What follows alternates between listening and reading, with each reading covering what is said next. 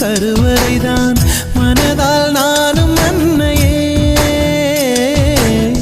மறவேன் என்று முன்னையே. நான் பாலைவனத்தில் விதை போல் நீ பருவம் தந்த மழை போல் என் காதல் செடியில் பூவும் பூத்ததே. உன் விழி திறந்திருந்தால் விடியலி தேவையில்லை. உன்னை நான்